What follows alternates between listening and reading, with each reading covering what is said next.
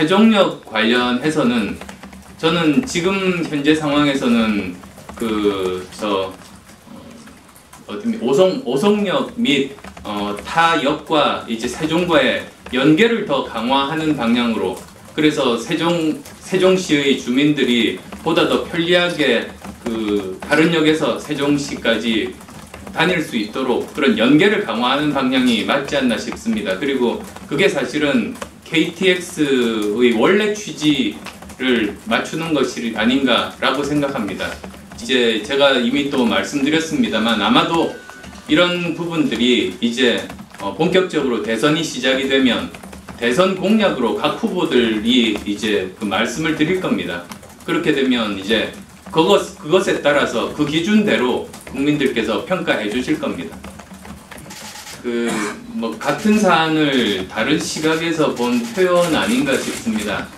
저는 정치 시작하면서 지금까지 새 정치가 뭐냐 이렇게 물어보면 같은 답을 항상 했습니다.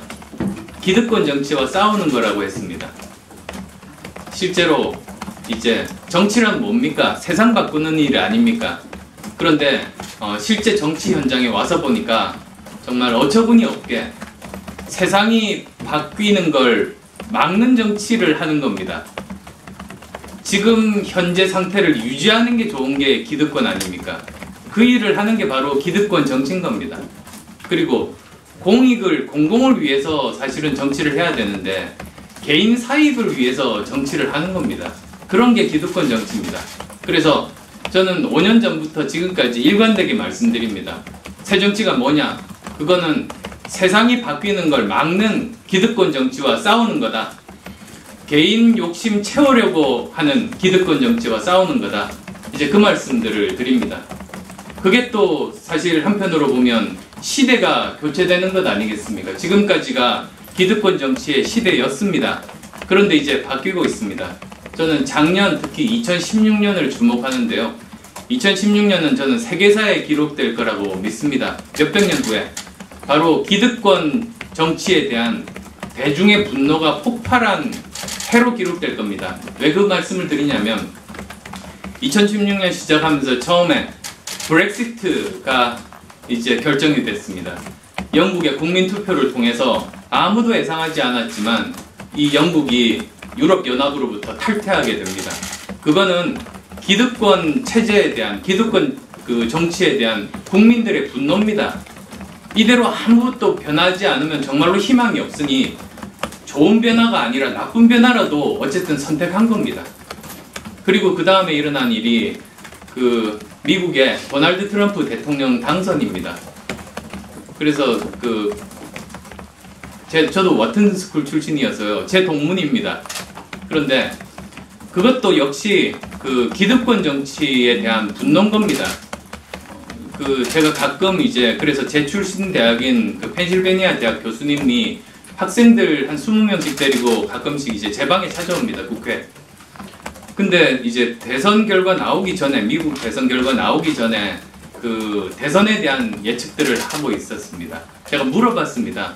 누가 당선될 것 같냐고. 그러니까 힐러리 클린턴이 당선된답니다. 근데 이제 굉장히 우려가 한 가지 있답니다. 뭐냐 하면 힐러리 클린턴은 영어로 symbol of no change랍니다. 그러니까 아무것도 바뀌는 것 없는 무변화의 상징, 그게 사실은 기득권의 상징이거든요. 근데 지금까지 선거 역사상 기득권보다는 변화를 택했습니다. 국민들이. 결국은 그렇게 나타났습니다. 기득권 정치에 대한 미국 국민의 분노가 폭발한 겁니다. 또 작년 총선 생각해 보시면 기득권 양당 체제에 금이 쩍쩍하게 만들었습니다. 국민의당이 3당으로 자리 잡았습니다. 그래서 여소야대가 되고 박근혜 게이트가 이 세상에 더 빨리 드러나는 결정적인 계기가 됐습니다.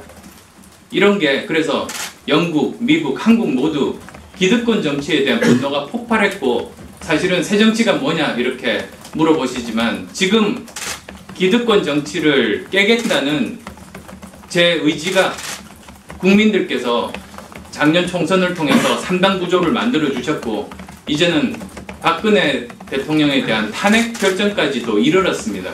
그러니까 지금 대한민국 우리 모두는 이런 새 정치가 만들어 놓은 변화된 정치 그 상황에 우리가 지금 다 살고 있는 겁니다. 그래서 이제 정말 이제 새로운 그 세상이 바뀌는 거라고 생각합니다.